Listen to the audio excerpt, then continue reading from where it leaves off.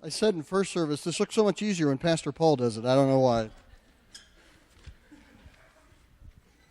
Well, good morning. I'm Rob Alexander, and I have with me a good friend of mine, Buster Rose. I've known Buster since we were kids. We grew up in a rural country neighborhood together, and used to shoot hoops together and do a lot of different things. And his dad was a pastor at a church that Julie and I spent a lot of time at when we were dating, and we got married in that church. In fact, Buster was a groomsman in my wedding, and that seems like a long time ago.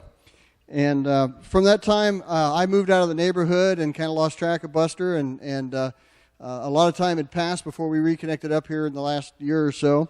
And as Buster got out of his senior year of high school, he started kind of getting with the wrong crowd, and he ended up with first with alcohol and then some drugs, and got arrested a few times and did some of those things, and just has been through a lot as he went through life, and has committed and recommitted to the Lord, and just had a lot of life experiences. And what we're going to share in a few minutes this morning, we've talked about for hours over the past 8 months or so. And it brought him to a point about 5 years ago when somebody came into your life. Yeah, 5 years ago I met Teresa, and we dated a few times, and kind of split off for a little bit, and 2.5 years later we got back together again. And she'd been my best friend.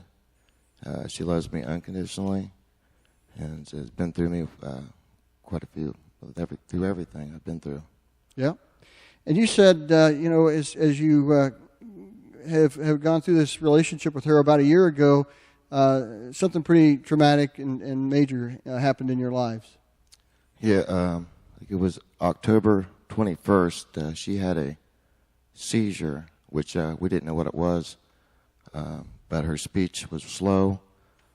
The 23rd, I took her to the emergency room because she said it happened again 3 times. She had been going to pain management for 1.5 years for the pain on her right side.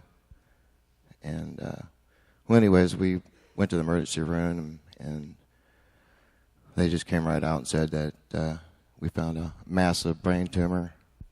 And they already had the ambulance on the way from Miami Valley to send her down there. The tumor was the size of a pop can. And it was attached to the main vein, and it was into the membrane, into the skull. You said at that moment, it was just a moment you'll never forget. Yeah, we were shocked, but the most thing that I will never forget is, if I've been living the right life. And, if I was to go, where would we go? Or would we get to heaven and you say, I don't know you? I never knew you, Those things went through my mind, and I'll never forget that. And you're a pastor's son, and Teresa was a pastor's kid as well, so you knew the things that were right and where you should be, and at that moment you had a lot of concerns and fears, and you said you really were seeking out and searching out for people, and sought out some prayer requests, and were really searching and seeking. Yeah, right away I started looking for people to pray, because I know the power of prayer. And that was the first thing I wanted to do. And we had her anointed twice. We would have done it 10 times, And then at Miami Valley, they came in the next morning when they took her there. The doctor or the neurologist came in with 4 other people, and they were just shaking their heads. And they said it'd be 50-50. And she might live 3 months. And the next day after that, her case was flagged by a neurosurgeon, one of the top 5 in the world. Her chances went from 50-50 to 80-20. And so they shipped her down to University of Cincinnati. Yeah, and even that you saw, there were some things that really were kind of God's hand in action as you started to see as you went through this process.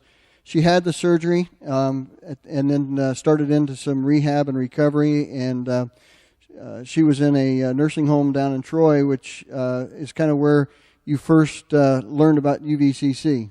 Right. We have been going to church. We've been trying to find a church. We've been to a couple, but we wasn't happy before this even all happened.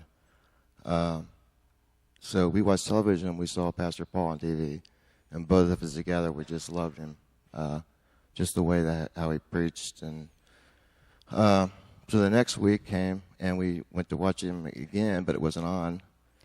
So, but we looked it up on the computer and went to the site, and we seen a testimony from Kevin Coombe, which I went to school with and played football with, giving a testimony.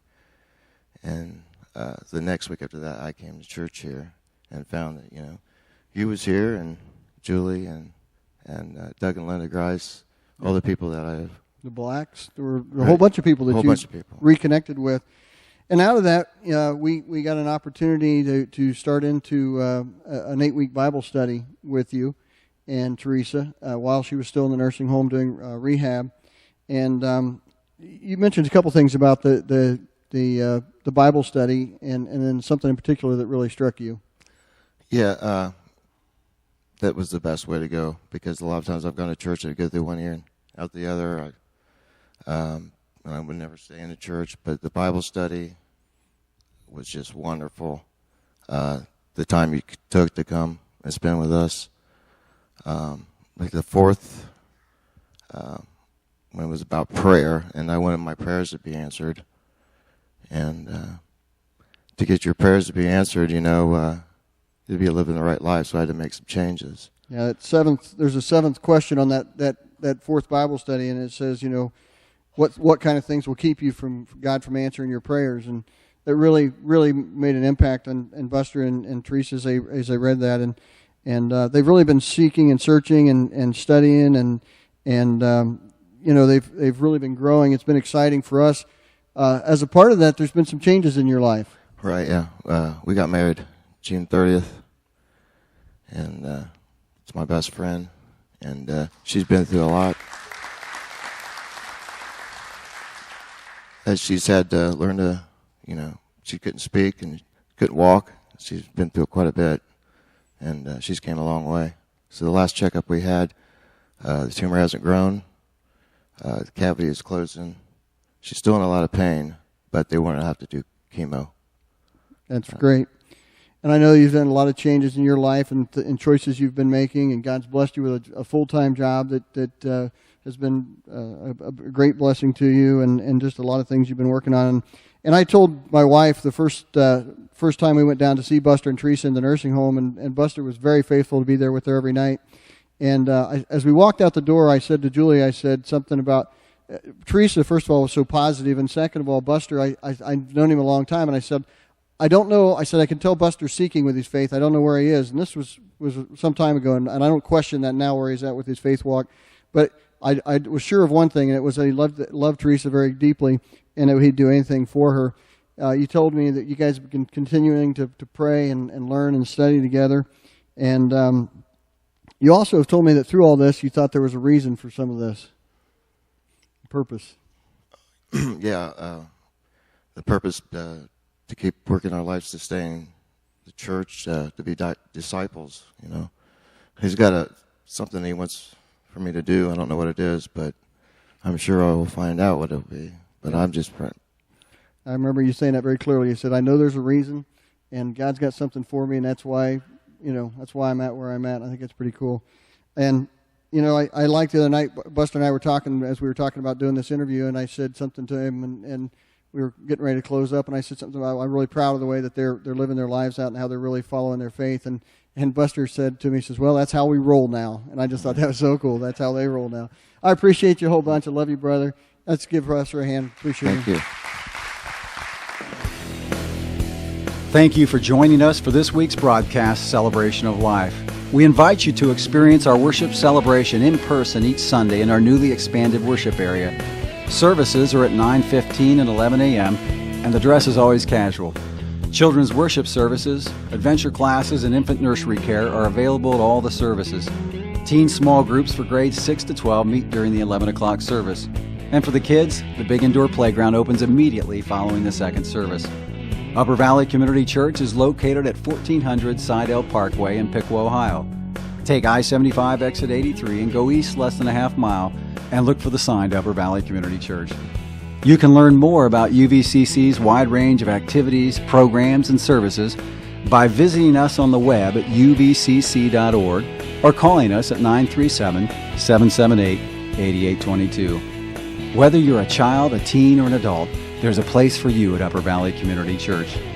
Come experience the excitement and joy of being part of a growing church that's truly on God's mission, a church where you can belong and discover your purpose in life. We hope to see you soon.